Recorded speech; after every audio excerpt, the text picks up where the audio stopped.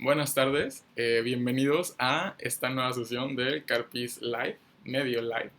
En esta ocasión nos reunimos para discutir las sesiones 3A y 3B de este curso de autoaprendizaje sobre el análisis, realización, publicación de investigaciones en salud. Los temas que vamos a discutir en esta ocasión son los diseños de estudio, tanto observacionales como los experimentales. En la transmisión anterior discutimos la pregunta clínica estructurada, la pregunta de investigación y la clasificación de los tipos de estudio. Esta última, o la clasificación, nos va a ayudar mucho para discutir los temas de hoy. En esta ocasión nos acompañan tres invitados y pues me gustaría que se presentaran ellos. Empezamos con Sara. Uh, Buenas tardes, soy Sara G., soy miembro de la SAFAM. Soy actualmente la coordinadora de Data Estadística y Epidemiología del equipo nacional de SCOM y tengo 24 años. Eliezer.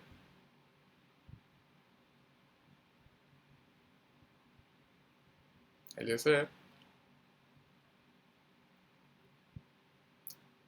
Mi nombre. Bueno, creo que estamos teniendo problemas con la red. Él es Eliezer Morales de OEPSA y es nuestro coordinador de marketing en el equipo nacional de SCOM. Y tenemos a Jolu. Hola, ¿me escuchan? Sí. Sí, ok. Soy José Luis Quijano de Amexa, tengo 23 años y soy hombre. Ok.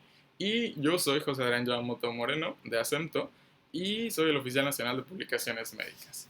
Entonces, la idea de esta sesión ya no vamos a presentar como diapositivas como la sesión anterior, ya que el contenido audiovisual que presentamos en el curso es muy extenso y no queremos que esta sesión se prolongue más, que tengan que invertir 3 horas para completar este módulo A de el CARPIS. Entonces, la idea es que introduzcamos los temas y que a partir de lo que digamos se generen preguntas entre nosotros para pues discutir los mismos temas y resolver algunas de las dudas que se pudieron haber generado durante la realización del curso. Y bueno, me gustaría empezar con los diseños de estudio observacionales. Para esto, no sé si ustedes recuerdan que a los diseños de estudio observacionales inicialmente los podemos dividir de dos formas, ¿no? La primera clasificación, bueno, sí es diseños de estudio observacionales contra diseños de estudio experimentales. Los observacionales son aquellos en los que el investigador no interviene de manera directa en exponer a los participantes a un cambio en las variables, principalmente en la variable independiente. Simplemente se observa cuáles son los cambios que atraviesan estos, ¿no? Por el contrario, en un diseño experimental, el investigador lo que hace es modificar la variable independiente para observar cuál es el efecto de esta modificación en los participantes. Con base en esta clasificación amplia de diseños observacionales y diseños experimentales, quizás la más útil de todas, podemos dividir a los diseños de estudio también en descriptivos y analíticos. Un diseño de estudio descriptivo va a ser aquel estudio en el que nosotros simplemente vamos a observar, tomar registro de las mediciones o de los sucesos o eventos que ocurran durante nuestra investigación y por lo tanto pues nos va a servir, como el nombre indica, para describir situaciones.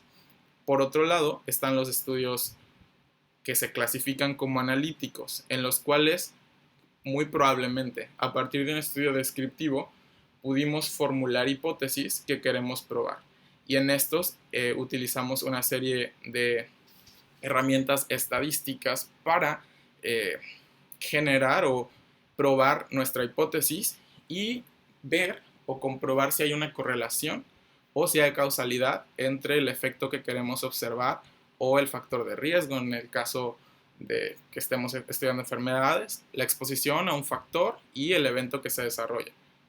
Entonces, no sé si hasta aquí hay alguna pregunta que ustedes tengan sobre generalidades de diseños de estudio epidemiológico, tanto observacionales como experimentales. Pues yo tengo una duda acerca de del tiempo que requiere cada uno de estos. porque puede que tenga, no sé, años, meses, que tengas que invertir en tus estudios. Ok, pues eso va a depender mucho de el tipo de estudio. Y por ejemplo, bueno, los estudios observacionales podrían ser los que son más rápidos y depende de qué tipo de estudio. De los dos, si en la subdivisión nueva que tenemos de observacionales entre descriptivos y analíticos, un estudio observacional descriptivo podría ser el que menos tiempo nos tome. Hay dos ejemplos claros o los más específicos de estudio, bueno, hay más ejemplos. Los estudios descriptivos son el estudio transversal o encuesta, el estudio ecológico por conglomerado y las series de casos o reportes de casos. ¿Cómo diferenciamos cada uno de estos? Un estudio transversal es una encuesta que se aplica en una sola ocasión y lo que nos ayuda es para medir prevalencia de una enfermedad en el caso de investigaciones en salud. Este estudio pues va a depender de cuánto tiempo planee el investigador que va a tomar, pero pues no debería de ser muy prolongado el periodo en el que realizamos las mediciones, porque lo que queremos es saber en ese momento específico del tiempo cuántas personas de una población X tienen la enfermedad o tienen el evento que estamos buscando en ese momento. Es como tomar una fotografía, entonces en teoría la medición ocurre en un solo momento y sería el más rápido de todos. Por otro lado está algo similar que es el estudio ecológico, pero el estudio ecológico en lugar de analizar los datos de forma individual, participante y su desenlace o participante y su información, el estudio ecológico analiza la información por clusters o por conglomerados. Entonces, si bien te puede tomar al mismo tiempo, a lo mejor el análisis del estudio ecológico es más sencillo o dependiendo de las herramientas que utilice puede que sea pues igual de complejo que el de un estudio transversal. Esos serían los más sencillos. Mande. No me queda claro a qué te refieres por clusters. O Pues, sea, ¿separan las variables que investigan o...? Ok, termino de contestar la pregunta de Eli y ahorita te explico eso de los clusters o de los conglomerados, ¿sí? Entonces, pues decíamos, esos son los más sencillos, pero otros estudios descriptivos son algo que muy comúnmente como estudiantes de medicina hacemos, que son los reportes de casos o las series de casos. En el material que utilizamos en el CARPIS hacemos una distinción de cuando llamamos a un grupo de reporte de casos, una serie de casos. A partir de 5 casos ya se puede llamar una serie de casos. Estos realmente no necesitan investigación como tal. Necesitas sentarte un día y describir lo que has encontrado sobre pues, tu serie de casos o tus pacientes. Lo único que utilizas son expedientes y como les comento, pueden ser menos de 5 participantes o 5 pacientes que vas a reportar o pueden ser más y pues ya sería una serie de casos. Las series de casos en cirugía se utilizan mucho y pues lo ideal o entre más grande es una serie de casos se considera que es de mejor calidad. Si bien esto no se considera tanto una investigación, sí es un tipo de publicación médica y pues no requiere tanto un diseño de estudio, pero sí como tal lo tiene porque se realiza análisis cuando la serie de casos es lo suficientemente grande para realizar. Por otro lado, un estudio de cohorte y un estudio experimental serían, que son los ensayos clínicos o los estudios controlados aleatorizados, son los que requieren más cantidad de tiempo, ¿no? Existen cohortes que empiezan retrospectivas, que eso quiero hablarlo más adelante, y que continúan pues, en el futuro o de forma prospectiva hasta la eternidad, ¿no?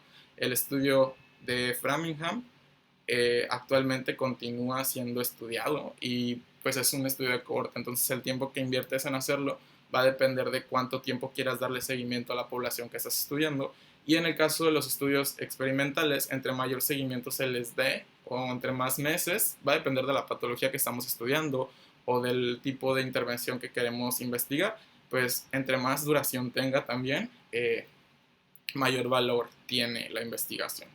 Pero como digo, por ejemplo, hay investigaciones que resultan muy caras y, por ejemplo, investigaciones sobre intervenciones en nutrición terminan a las 14 días, al mes, porque son muy caras, ¿no? Porque tienes que alimentar básicamente a las personas que participan, además de costear a los investigadores, a los computadores, a los que capturan los datos, a los que analizan, etcétera, ¿no? Entonces va a depender mucho, pero en términos generales los estudios descriptivos son los más cortos.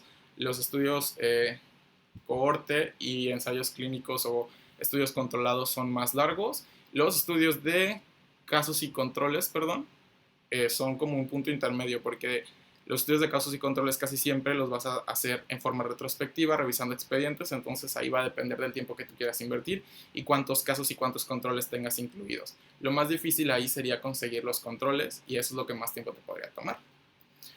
Y ahora que surgió la duda sobre los estudios ecológicos, los estudios ecológicos utilizan el análisis por clusters o por conglomerado.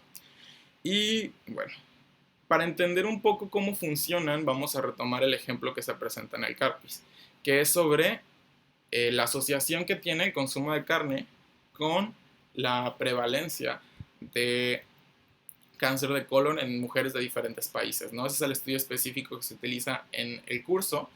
Y bueno, de acuerdo a un estudio ecológico, lo que se encontró es que en países de la región Asia-Pacífico, donde están Nueva Zelanda, Japón, etc., todos esos países tenían una incidencia de cáncer de colon alta en mujeres, en ese estudio en particular.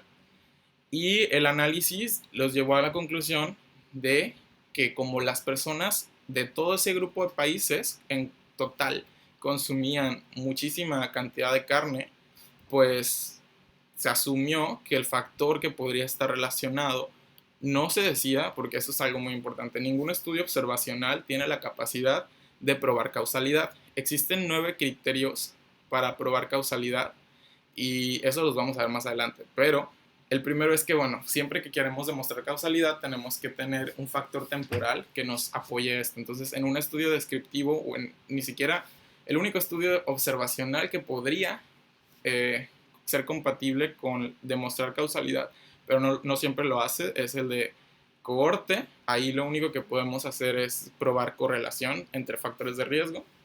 Bueno, entonces regresamos al punto. En los estudios ecológicos estamos buscando asociaciones probables. Entonces ahí se encontró que, bueno, el alto consumo de carne se podría asociar con alta prevalencia de cáncer de colon en estos países. Sin embargo, como les mencioné, estaban países asiáticos y también se encontraban los países de otros países que se encuentran en esa región que no necesariamente tienen la cultura que tienen los países asiáticos. Y por lo tanto, Nueva Zelanda tenía una mayor población con ingesta de carne, pero otros países también tenían una población más chica, pero significativamente con mucho cáncer de colon y tenían una ingesta de fibra baja. No sé si hasta aquí me siguen.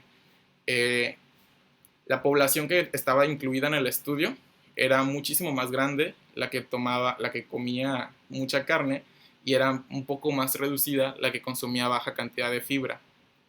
Y en general los resultados decían que había mucha gente también con cáncer de colon o muchas mujeres con cáncer de colon.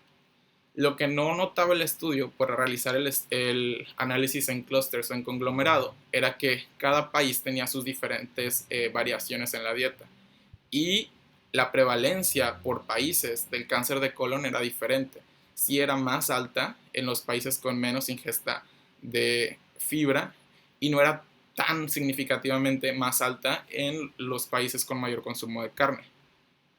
Pero como el estudio en este tipo de diseño epidemiológico no es para medir variables por individuos o por participantes, sino para medir las variables en general del grupo, pues se crea algo que vamos a conocer y que es muy importante que todas las personas que estudian metodología de la investigación o que estudian epidemiología o que estudian, investigación clínica, conozcan, que es el concepto de la falacia ecológica.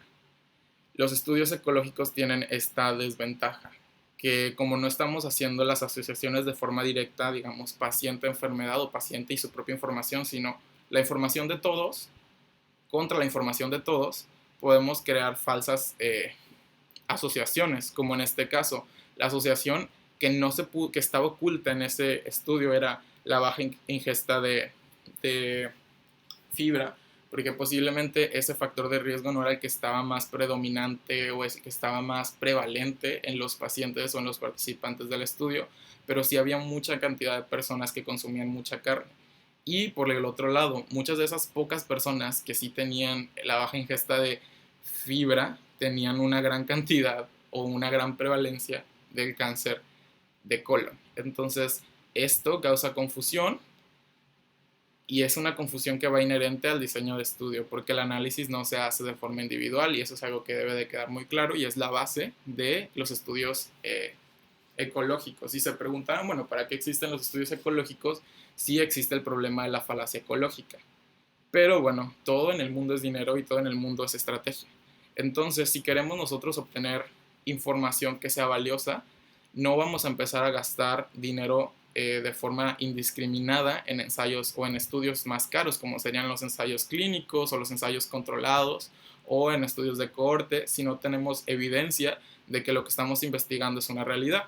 Y eso también pasa dentro de nuestra asociación, ¿no? Si queremos hacer una investigación o si queremos hacer un proyecto que esté enfocado en desenlaces relacionados a investigación, no podemos empezar con un estudio pues analítico de entrada si no tenemos los pelos en la mano, como dicen, ¿no? De qué es lo que estamos buscando o qué es lo que queremos saber. Entonces, los estudios ecológicos y los estudios transversales nos ayudan para generar hipótesis de posibles nuevas investigaciones, ¿no? Para identificar problemas y también para realizar las planeaciones en salud, que eso es algo muy importante, ¿no? Cómo aplicamos las investigaciones en la vida real.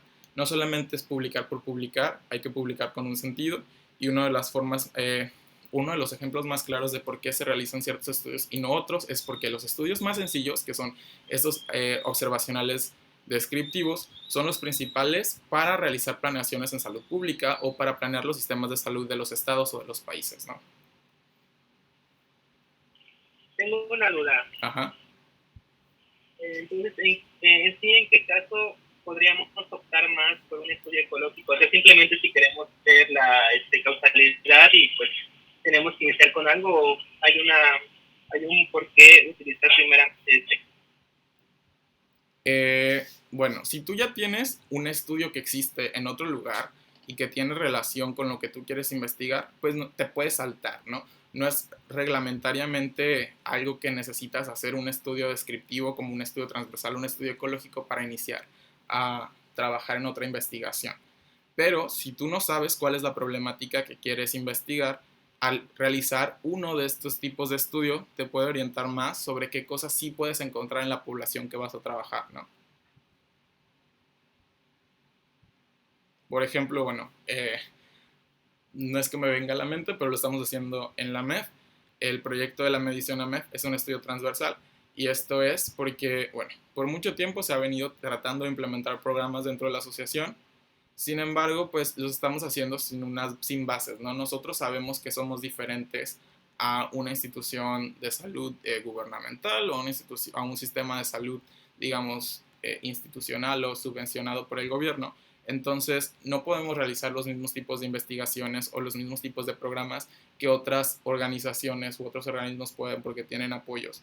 Nosotros tenemos como recursos limitados y debemos de saber que los problemas que nosotros podemos solucionar son diferentes. Entonces no podemos basar nuestras estrategias o nuestras intervenciones en estudios hechos por otras personas que de por sí en México no son tan numerosos.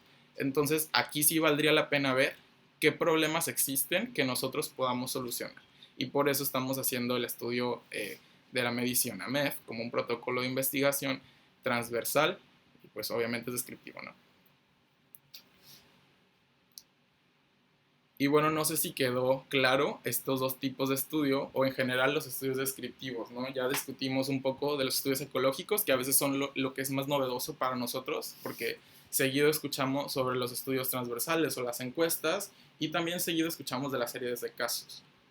Pero, ¿alguna otra duda sobre estos? No sé si que les gustaría abundar un poco más sobre los estudios de corte transversal, que esto sí es algo muy importante, ¿no? Porque un concepto que a algunos se les dificulta es diferenciar entre la clasificación de transversal y longitudinal. Entonces, como tal, el diseño de estudio se llama transversal, pero también recordemos que es una clasificación de acuerdo a el seguimiento que le vamos a dar a los participantes de una investigación. Entonces, transversal es un solo momento determinado, es como tomar una fotografía. Longitudinal es más de una medición y les vamos a dar un seguimiento, pues, no necesariamente a largo plazo, pero más de una vez al menos vamos a hacer la medición y creo que ese es el concepto más importante. ¿Sí? Y bueno, también los estudios transversales, un dato que es típico de exámenes, nos ayudan para determinar prevalencia, ¿no? Creo que no existe ningún otro estudio que nos ayude a determinar prevalencia, y ventajas de los estudios transversales: son baratos, son rápidos, son fáciles de ejecutar. Sí puede haber sesgos, pero se pueden reducir si se toman las precauciones necesarias o el diseño de estudio está formulado de forma adecuada. Entonces, bueno, creo que ya discutimos los diseños que son descriptivos. Ahora me gustaría que empezáramos con los diseños de estudio analíticos. Seguimos todavía en el área de los estudios observacionales, todavía no nos adentramos en el mundo de los ensayos controlados. Y bueno, pues los dos diseños de estudio que nos quedan de este grupo serían los estudios de casos y controles y los estudios de cohorte. Ahí sí me gustaría que ustedes compartieran cuáles son los conocimientos que tienen actualmente sobre estos diseños de estudio, porque usualmente son también de los que más conocemos, pero no siempre tenemos los conocimientos tan claros sobre las diferencias entre uno y el otro. Pues los estudios de casos y controles son también relativamente sencillos y económicos, y pues es el tipo de investigación donde tomamos a un grupo de personas con una misma enfermedad o una misma patología y los comparamos comparamos como los tratamientos que llevan o su desenlace con un grupo control o testigo, que sería un grupo de personas que no tiene la enfermedad o el resultado final que se busca estudiar. Ok, muy bien. Y bueno, ¿alguien más? Creo que en general lo que... Pues agregando un mismo grupo de personas en la cual podríamos dividirlo uno y otro, y pues, bueno, a una variable X y a otro pues le dejamos como el control para después compararlos, ¿no? Ok, sobre los casos y controles, ahí sí difiere un poquito. Es más como nos comentó Sara. Los estudios de casos y controles nos van a ayudar para investigar desenlaces que ya conocemos que existieron. Entonces, como el nombre lo implica, dice que hay un grupo de casos y un grupo de controles. Los casos serán aquellos que tienen el evento o en los de que ya se presentó el evento de interés, y los controles es en los que no se ha presentado el evento de interés. En medicina o en salud usualmente ese evento de interés es una enfermedad o un desenlace fatal, digamos, o una complicación cuando el grupo control o ambos grupos ya tienen una enfermedad como tal. No sé si aquí nos quedamos claros, ¿no? Puede ser un grupo de sanos con un grupo de enfermos, dos grupos de enfermos donde en un grupo hay complicación y en otro grupo no hay complicación, o un grupo donde hay un evento X y un grupo donde no hay un evento X. Los grupos deben de ser lo más homogéneos posibles entre sí. ¿Eso qué significa? Que lo que nosotros queremos es que no haya una diferencia significativa. Aquí me voy a adelantar un poco a los temas. Usualmente en investigación decimos que queremos una diferencia significativa o estadísticamente significativo entre grupos para decir que X intervención o X factor es mejor o es responsable de cierto evento, cierto desenlace en uno de los grupos.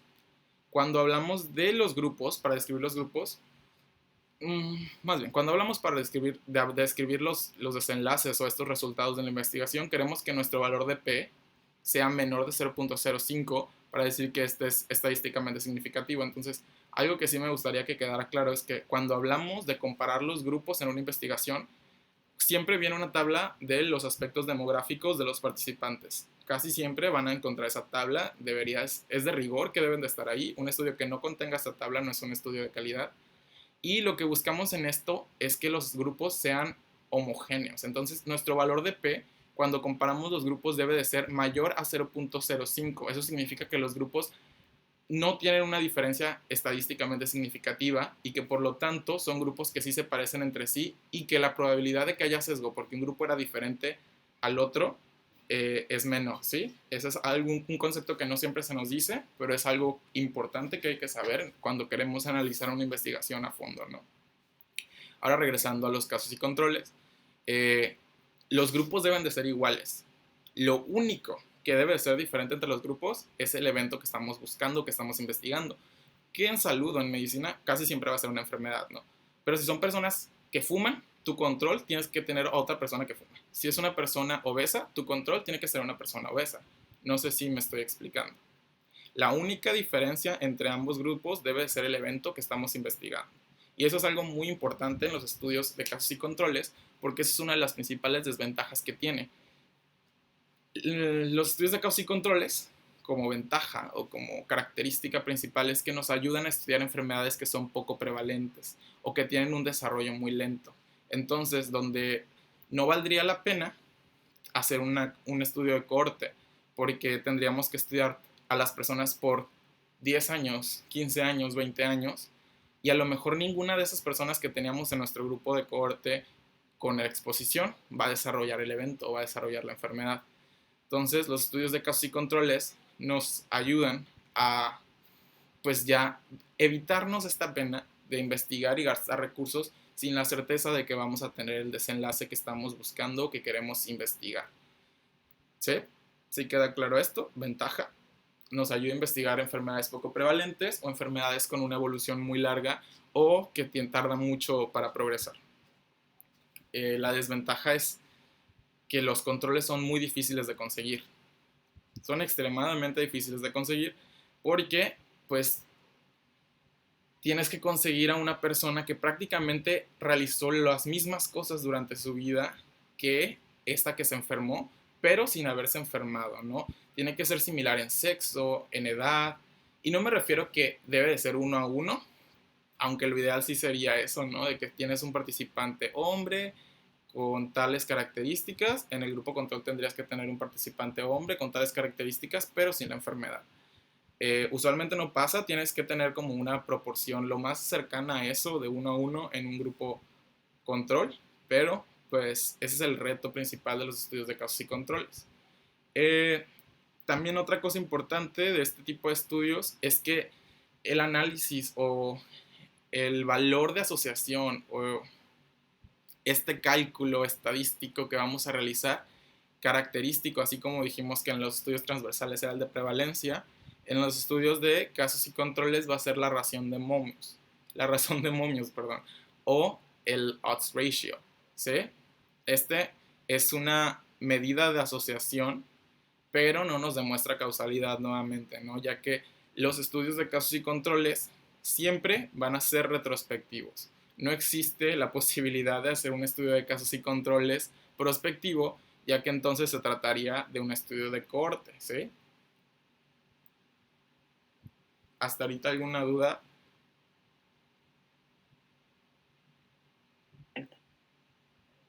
¿No? No, todo bien. Bueno, entonces, ahora sí me gustaría que alguien compartiera lo que entiende sobre los estudios de cohorte. Perdón, creo que tengo una duda. Ajá. Bueno, dijiste que tendríamos que tener exactamente las personas con la misma característica si se enfermara, digamos, por ejemplo. ¿Qué pasa si al iniciar el estudio esta persona se enferma? Pues la estudios, ¿no? O cuenta dentro del proceso. Eso es una muy buena pregunta, ¿no? ¿Cómo se elimina un poco esto? Bueno, como mencioné, el estudio es retrospectivo. Pero, si tú eliges un control, en la medicina nada es exacto, ¿no? Entonces, la persona que tú elegiste como control, puede que nunca se le realizó la prueba para diagnosticar el desenlace o el evento que tú estás buscando, y la tiene, pero como es rara y clínicamente no se ha manifestado, nadie lo sabe. Entonces existe el riesgo y es una de las desventajas poco frecuentes, pero es una de las desventajas que tienen los estudios de casos y controles, que tus controles muchas veces pueden ya tener la enfermedad y tú no saberlo, y eso pues genera un sesgo. Y ese sesgo, pues, en teoría, tendría que no existir. Y para eso tendrías que mejorar la validez interna de tu estudio. Para eso tendrías que implementar métodos adicionales a la revisión de expedientes para asegurarte que todos tus controles realmente no sean casos. ¿Sí?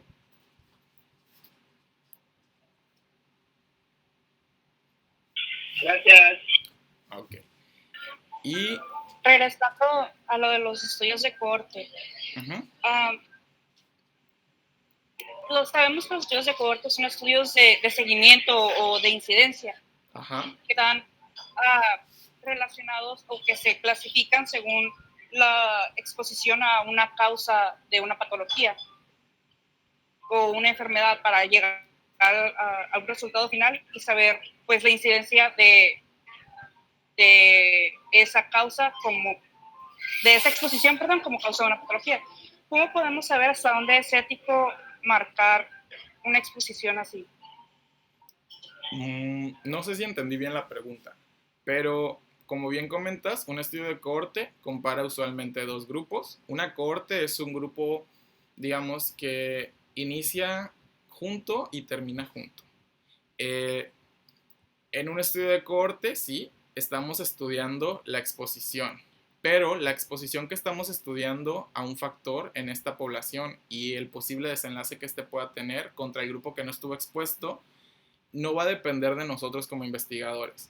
Lo importante aquí en el grupo o en la elección de los grupos, en la selección de los participantes para hacer un cohorte expuesto o la cohorte expuesta o la cohorte no expuesta, es que los participantes ya tengan la exposición como parte de su vida. No sé si me estoy explicando. Nosotros no vamos a exponerlos al humo del tabaco, nosotros no vamos a exponerlos a una dieta. Nosotros tenemos que investigar si la persona cumple con los criterios que necesitamos para el grupo al que bueno, no al que los queremos, al grupo en el que van a ser asignados. No sé si esta era la pregunta. Sí, porque si no tuvieran ellos ya la variable sería un estudio de experimentación. Entonces, si nosotros hacemos la exposición, ya no se trata de un estudio de cohorte, estamos haciendo un estudio experimental. Y también ahí tiene algo mucho que ver, que por ejemplo nosotros no podemos hacer estudios experimentales de factores de riesgo porque existe esta problemática o este conflicto ético, ¿no? En el cual nosotros no podemos exponer a las personas algo que potencialmente es nocivo si no sabemos si es lo que queremos investigar, ¿no? Que es lo que pasaba un poco en las investigaciones que se llevaron a cabo en Alemania durante la Segunda Guerra Mundial, donde ellos sí realizaban experimentos sobre factores de riesgo o agentes nocivos que podían alterar la salud.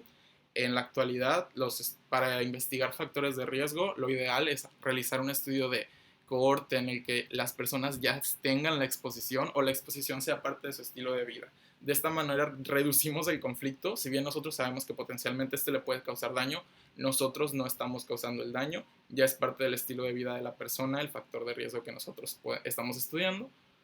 O por ejemplo, a veces el factor de riesgo es el lugar en donde se encuentran ubicadas las personas, ¿no? Cambiar su residencia o su localización geográfica sería un experimento, y mantenerlos en esa misma zona en la que habitan sería pues hacer un estudio de cohorte, por decirlo de una forma, ¿no? Y bueno, como ya lo comentaste también, Gracias. Algo muy importante de los estudios de cohorte es que la medida que nos ayuda a generar o la medida que son útiles es la de incidencia. Para la que son útiles es la medida de incidencia, ¿no? La incidencia es cuántas personas en un periodo determinado de tiempo desarrollan el evento en cuestión o el evento que estamos investigando, ¿sí?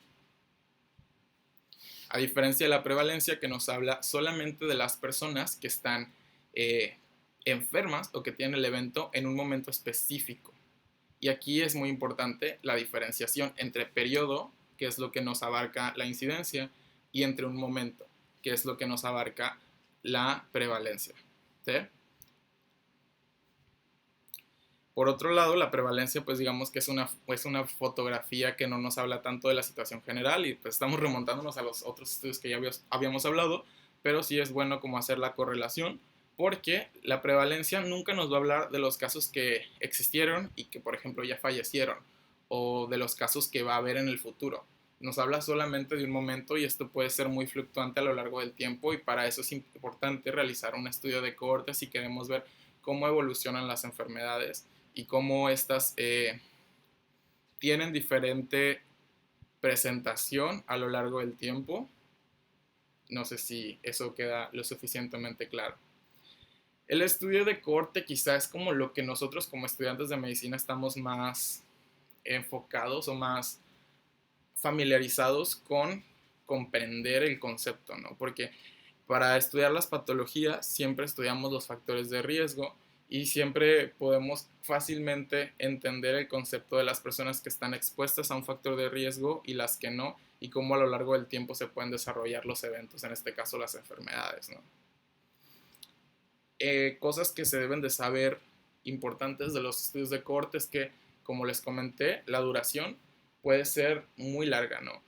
Usualmente la temporalidad o la direccionalidad que tienen estos estudios es prospectiva, ¿no? Es del presente al futuro, pero algo importante es que van a encontrar en las bases de datos cohorte retrospectiva, por ejemplo. Una cohorte como tal no puede ser retrospectiva. Lo que sí ocurre muchas veces es que un estudio de cohorte inicia de forma retrospectiva revisando los expedientes preexistentes de estas personas, y posteriormente llegamos al presente y a partir del presente empezamos a hacer nuevas mediciones y a seguir o darle seguimiento a estos grupos, ¿no? Entonces existe el concepto de ambispectiva, o que es bidireccional, ¿no? Va hacia el pasado y va hacia el futuro, y pues eso es por lo cual un estudio de cohorte puede ser tanto prospectivo como retrospectivo, ¿sí? Ventajas que tienen los estudios de cohorte: son los únicos estudios observacionales que nos pueden hacer una relación de causalidad.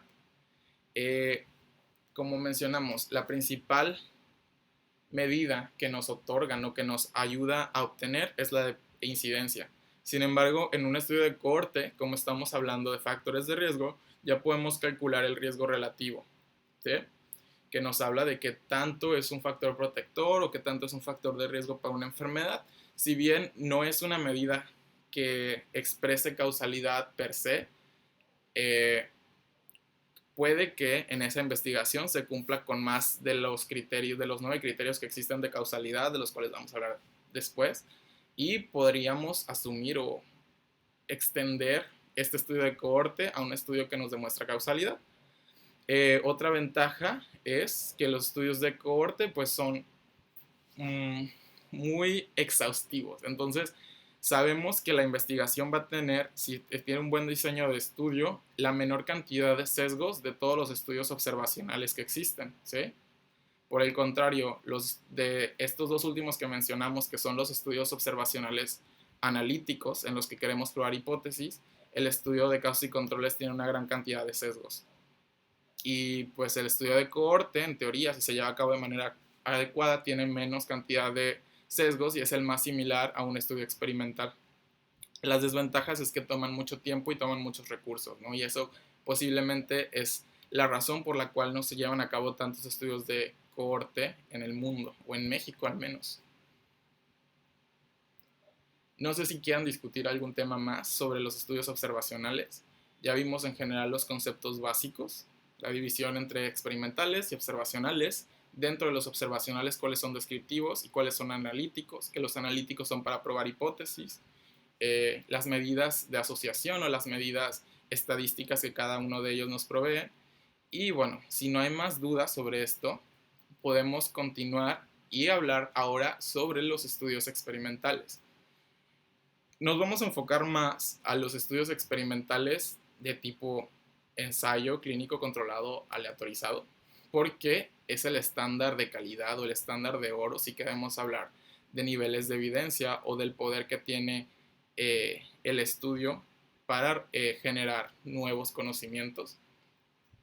Los ensayos clínicos o los estudios controlados son estudios experimentales porque el investigador manipula la variable independiente y esta variable independiente usualmente va a ser manipulada en un grupo y no en otro.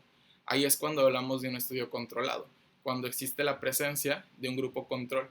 Además, que como el experimento va a ser ideado o diseñado por un investigador, el investigador va a tratar de controlar todas las variables que podrían causarnos confusión sobre el estudio, ¿sí?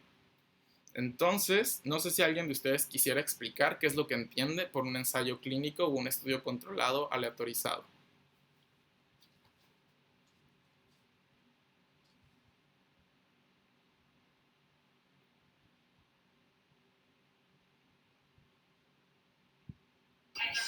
Pues lo que tengo entendido es que es una investigación experimental también epidemiológica y comúnmente está como guiada hacia un nuevo protocolo preventivo o un nuevo tratamiento de una patología específica. Y se asigna a la población que tenemos de manera aleatoria y se separa en dos grupos, uno que va a recibir, por ejemplo, el tratamiento o el protocolo preventivo y uno que no, que va a ser de control, que va a dar un tratamiento placebo o, o no va a recibir nada. Estos pueden ser ciegos, donde el grupo control o el grupo no van a saber qué es lo que están recibiendo, si están recibiendo tratamiento placebo, o pueden ser dobles ciegos, donde tampoco los investigadores tendrían todo lo que se les está aplicando a los grupos. Y los resultados se comparan en periodo de tiempo conforme van evolucionando a los grupos. Ok, muy bien. Pues sí, como comenta Sara, los estudios controlados o los ensayos clínicos controlados aleatorizados tienen a un grupo en el cual se va a exponer a una intervención y lo van a comparar contra un grupo que puede estar o no expuesto a esta intervención o a una intervención diferente. Usualmente lo que tenemos diferente en un ensayo clínico es que no siempre, idealmente o de forma más tradicional, tenemos comparando una intervención contra un placebo o un grupo control que puede ser el estándar de oro, ¿no? Los estudios clínicos nos ayudan para medir la eficacia de intervenciones, ya sea farmacológicas, otro tipo de terapéuticas como cirugías o como intervenciones educativas o nutricionales contra cosas que ya están establecidas o contra la nada, dependiendo de cuál sea lo éticamente correcto en ese momento de la historia en la que estamos realizando el estudio, ¿no? Algo que se agrega o que es nuevo para los estudios experimentales o los ensayos controlados, ensayos clínicos, es que no necesariamente nos limitamos a un solo grupo. Existen varios tipos de diseños y conceptos que me gustaría que se llevaran, porque usualmente en la escuela de medicina aprendemos sobre el diseño más simple, que es el diseño de ensayo clínico controlado aleatorizado paralelo, en el cual se comparan dos grupos y estos dos grupos se siguen. Es como si fuera un estudio de cohorte, pero la exposición o la intervención a la que estamos exponiendo nosotros a los pacientes, pues lo estamos haciendo nosotros. Entonces, el participante tiene una intervención o una exposición impuesta por el investigador. Esa sería la diferencia entre un estudio paralelo simple. Lo interesante en los ensayos controlados, aleatorizados principalmente, es este factor de la aleatorización. En todos los demás estudios, el incluir a un grupo de la población o incluir a un caso, incluir un control, tener a un expuesto, a un no expuesto, a un grupo de exposición o no exposición, etcétera, o elegir una población para hacer tu estudio o tu encuesta de estudio transversal, o elegir a ciertas poblaciones para hacer tu conglomerado, es, digamos, algo conveniente para los investigadores, porque los investigadores al final de cuentas eligen a los participantes. En los ensayos clínicos, sí, los investigadores tienen criterios de inclusión y exclusión para los participantes, pero los investigadores, en teoría, en un estudio aleatorizado no pueden asignar de forma voluntaria o de forma arbitraria o porque ellos quieren una intervención a una persona porque creen que se va a ver beneficiada y no a otra porque creen que les conviene de forma, pues ya sea por prestigio o por algún incentivo económico, colocarla en el grupo que no recibe la intervención que están probando o colocar a una persona que creen que va a irle peor con esta investigación en el grupo de la intervención o el control, dependiendo qué es lo que quieran probar con la investigación. Entonces, la aleatorización es una herramienta para que los participantes de la investigación o del estudio no estén en el grupo equivocado o en el grupo donde los investigadores creen que se va a favorecer el resultado o que el resultado de la investigación al colocar a esta persona en determinado grupo va a favorecer su reputación, los incentivos económicos o va a ser conveniente para ellos por una razón indeterminada que el resultado sea ese que ellos quieren manipular al hacer esta determinación selectiva de a quién sí otorgarle la intervención y a quién no. ¿Sí? Ese es el principio del por qué existe la aleatorización. Aleatorio es asignar a una persona o asignar un atributo al azar. ¿Sí? Entonces, esa es la primera diferencia. Otra es que en un estudio controlado podemos tener más de un grupo a comparar. O sea, tenemos el grupo de la intervención, el grupo control, pero podemos tener un grupo control y 3 grupos de intervenciones, o un grupo control y 2 grupos de intervención y un grupo donde combinamos ambas intervenciones. ¿Sí? Entonces, vamos a tener, 2 grupos, uno control y uno con la intervención, diseño de ensayo clínico paralelo. Un grupo control, una intervención, otra intervención, combinaciones de las intervenciones y analizar todos los grupos entre sí o contra todos. A ese diseño le llamaríamos factorial. Y eso es algo que no ocurre y que no podemos hacer con ningún otro estudio, ¿no? Analizar la combinación de los factores de riesgo, por ejemplo, sería muy complicado y sería imposible casi encontrar a las personas que tengan eso. Pero sí podemos hacerlo en un estudio experimental para investigar cómo es la efectividad de un tratamiento por sí solo contra quizá el estándar de oro, contra la combinación del estándar de oro con otro medicamento, contra la combinación del medicamento que estamos investigando más otro medicamento, contra los controles y todos estos grupos comparados entre sí. A este diseño de estudio le llamamos factorial. Y existe otro tipo de diseño en el cual vamos a utilizar a la misma cantidad de personas como si tuviéramos un diseño paralelo, pero a la mitad de la investigación les vamos a cambiar la intervención. Y la intervención que tenía el grupo A la va a dejar de tener el grupo A a la mitad y va a tener la intervención que tenía el grupo B. Y la intervención que tenía el grupo B va a cambiar a la intervención del grupo A. Entonces, de esta forma, las personas se convierten en sus propios controles. ¿Sí?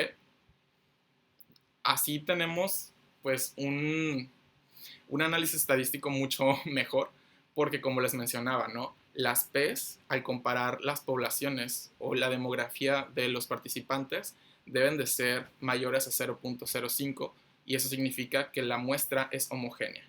¿Y qué más homogeneidad que compararte a ti contra ti mismo? Esto pues puede ocurrir en este diseño de estudio que se llama el crossover, en el cual pues los pacientes se convierten en su propio control, pero sí es muy importante que en este estudio se deben de cumplir ciertas condiciones. Por ejemplo, el medicamento que utilizaron en la primera fase del estudio, para el momento en el que llegan a la segunda parte en donde se les intercambian las intervenciones que están recibiendo, pues ya debió de haber dejado de hacer efecto para que no sea un efecto sumativo, ¿no? Entonces son cosas que ya se deben de saber con estudios previos, ya sea en animales o en alguna de las otras fases de los ensayos clínicos farmacológicos, en el caso de los estudios que investigan medicamentos o tratamientos, y pues es donde más utilidad también tiene la implementación de estudios de crossover. Y bueno, por último, en esta clasificación de las formas en que podemos adaptar los ensayos clínicos o los estudios experimentales, está algo que es un ensayo clínico, pero se hace por clusters nuevamente. Entonces, en lugar de nosotros tener participantes individuales, tenemos, no sé, y esto funciona mucho en intervenciones de programas de salud o de intervenciones educativas o intervenciones nutricionales, donde, por ejemplo, elegimos escuelas o elegimos ciertos centros o ciertos hospitales y comparamos un hospital contra otro hospital o una escuela contra otra escuela, ¿sí? Entonces, ahí, si bien la asignación sí se hace al azar, asignamos a un grupo, o sea, a toda una escuela o a todo un hospital de forma ciega, como ya nos había comentado Sara, a una intervención. Nosotros no sabemos qué estamos, en el caso si fuera farmacológica no sabríamos qué estamos haciendo, o si es como un programa o una intervención, pues sí sabemos qué programa están siendo, están recibiendo o que están al que se les está incluyendo, pero entonces ahí cegaríamos al investigador que hace el análisis de los datos, ¿no? Y eso nos lleva a este punto, ¿no? Otra ventaja de los ensayos clínicos o de los estudios experimentales es la capacidad de cegar a los investigadores, a los participantes, a las personas que realizan el análisis estadístico, a las personas que hacen el cómputo de los datos, la captura, etc. Y esto, entre más ciegos tengamos en un estudio, pues mejor sería la calidad o la veracidad, o menos sesgado tendríamos un estudio, ¿no? Un sesgo es un error sistemático y desafortunadamente en los ensayos clínicos, si bien son el estudio epidemiológico ideal, pues son también los que más podemos manipular porque hay muchos intereses económicos e intereses, pues, de reputación e incluso académicos que están en juego en ellos. Entonces, entre mayor cantidad de herramientas como el ciego se utilicen en ellos, disminuimos el sesgo y disminuimos la probabilidad de que el estudio pues no represente una realidad, sino una manipulación de la información y de los recursos que se utilizaron para realizar la investigación. No sé si tengan más dudas, ¿no? Hasta aquí, bueno, pues los tipos de mediciones que podemos hacer en un estudio experimental creo que son un poco infinitas, bueno, son mucho más amplias que las que podemos tener en los otros estudios. Aquí podríamos incluso estudiar la incidencia de ciertos eventos. Aquí también se puede generar el riesgo relativo, la razón de daño, el hazard ratio. O sea, aquí podemos tener o aplicar muchas herramientas de análisis estadístico. Podríamos hacer una curva de Kaplan-Meier para medir la mortalidad o la supervivencia, etcétera. Algo también, bueno, de lo que debemos hablar cuando hablamos o cuando estudiamos a los estudios experimentales es el tipo de análisis. En general en salud lo podemos dividir en dos: el análisis por intención para tratar y el análisis por protocolo. ¿Sí? Si no me equivoco, en el análisis por protocolo no tiene un valor menor o menos significativo, porque eso significa que, bueno, a lo largo del experimento va a haber personas a las que les perdamos el rastro o que salen de forma voluntaria de la investigación. Entonces, en el análisis estadístico por protocolo, lo que hacemos es eliminar toda la información que tenemos de las personas que salieron del estudio y solo quedarnos con las personas que estuvieron dentro del estudio hasta el final. Esto representa un sesgo importante porque las personas que se quedan usualmente participando en un estudio tienden a ir o a tener mejores resultados porque, pues, primero, son personas más comprometidas. Entonces, por lo tanto, podrían tener cierto beneficio. Y por otro lado, pues tuvieron el protocolo tal cual los investigadores lo realizaron. Entonces, eso en la vida real no ocurre. ¿Sí? No es una representación, pues, que corresponda con la vida real. En un escenario clínico real, pues, tú recetas o tú indicas o prescribes ciertos tratamientos a una cantidad determinada de pacientes.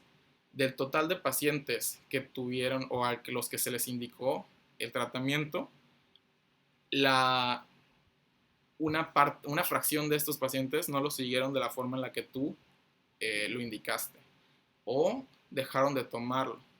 A esos en una investigación los consideraríamos como atrición o pérdidas de seguimiento, ¿no? Cuando los estudios le ponen como lost to follow-up o ya no le pudiste dar seguimiento y este concepto es atrición. Si solo consideras cómo le está yendo a tus pacientes que llevan el tratamiento tal cual tú lo indicaste, muy probablemente esas personas les fue mejor porque no solamente lo están tomando de esa manera, sino que hay atributos que esas personas o estos participantes tienen que los van a llevar a tomar medidas precautorias o llevar un mejor estilo de vida que va a favorecer aún más la intervención que tú les estás poniendo, ¿no? Por el contrario, en un análisis por intención para tratar, vas a considerar en el análisis estadístico a todos los participantes, hayan completado o no el protocolo de investigación, porque esto sí es una representación más verídica o más correspondiente a la realidad. En la intención para tratar, pues haces los ajustes estadísticos o analíticos necesarios para incluir a los pacientes durante el periodo de tiempo que sí les diste seguimiento y por lo tanto es mejor un protocolo o una investigación experimental que se analizó por intención para tratar. ¿Sí?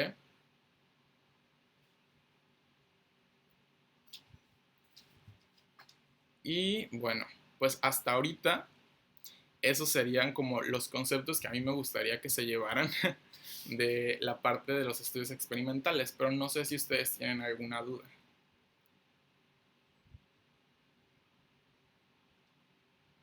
Hasta ahorita yo no, gracias. Bueno, pues ya llevamos bastantito tiempo aquí, entonces si no tiene nadie ninguna otra aportación o si ya no quieren comentar, podríamos dar por finalizada esta sesión del Carpis Live. Esperamos que a todos los que nos estén viendo en YouTube esto les sea útil. Y por favor, escríbanos sus dudas y sus comentarios para que podamos resolver sus dudas en sesiones siguientes o en las próximas transmisiones en vivo que realicemos, ¿sí? Entonces, muchas gracias, Jolu, muchas gracias, Sara y Eliezer. Esto fue la segunda transmisión de Carpis Live. Esperemos que las sesiones 3A y 3B les hayan quedado claras y que sean de mucha utilidad. Y bueno, pues nos vemos hasta la siguiente. Adiós. Adiós.